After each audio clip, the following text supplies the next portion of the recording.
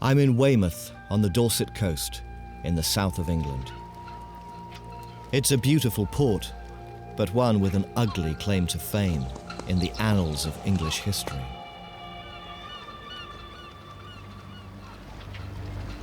Let me take you back to the eve of the Feast of St. John, the 23rd of June, 1348. It was a festival of fertility. The wheat was ripening in the fields.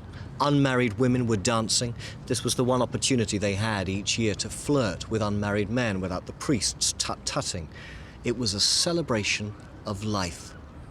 And yet on that very day, death was working its way through the town.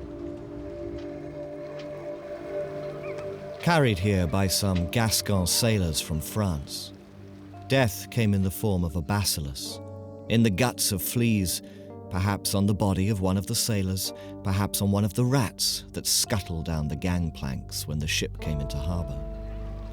And within hours of its arrival here in England, the bacillus was spreading.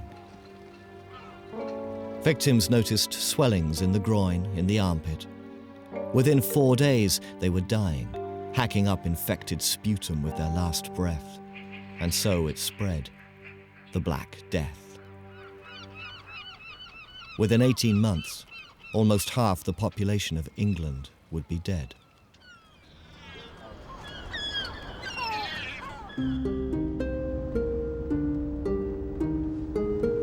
I want to examine the impact of the Black Death, both in the short and in the long term.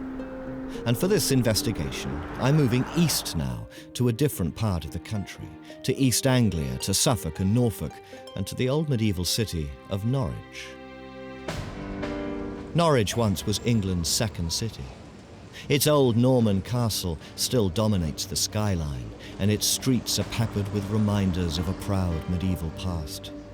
There were 57 churches in medieval Norwich. They serviced a bustling metropolis of 7,000 souls. They must have felt comfortably immune here when the first reports were heard of plague in the southwest. But by the beginning of 1349, the plague had spread from Bristol to London. By February, it was creeping up the East Anglian coastline. You can imagine the mounting fear here in Norwich. And so they chose to close the city gates. Like many medieval cities, Norwich was encircled by a city wall. The trouble was they closed the gates too late. The infection was already inside. This part of the city is called Tombland. It must have seemed chillingly appropriate as the Black Death swept through the population.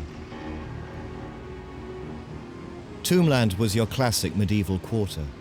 Narrow streets, overhanging buildings, from which men and women, ignorant of basic hygiene, chucked slops onto the streets below, through which the plague carts trundled.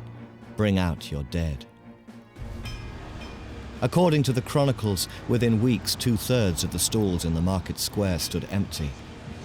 Rich and poor, from the guild to the gutter, all gone to meet their maker.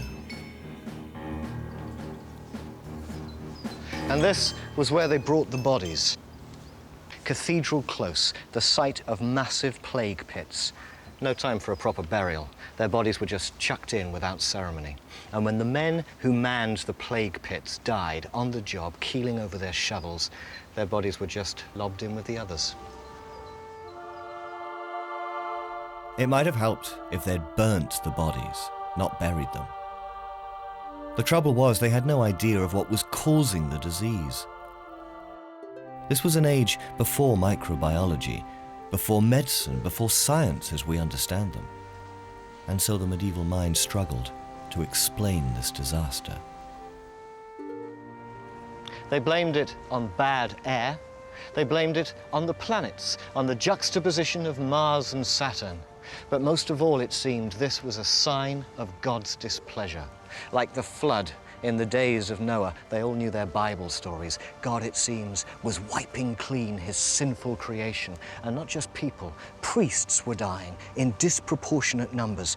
Hardly surprising. They were the ones most likely to be at the bedsides of those at death's door. But it seemed a sign the church had failed. And so emerged an extraordinary sight.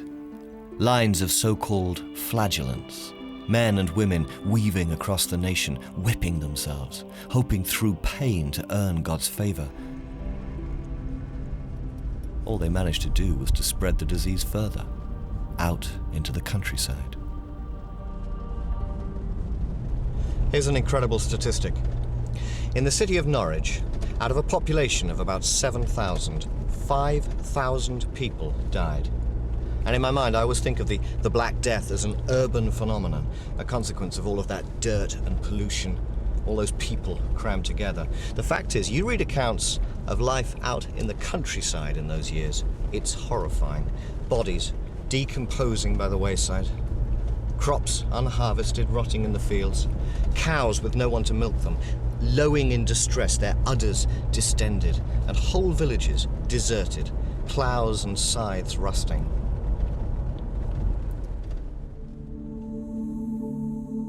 The Black Death was a national disaster.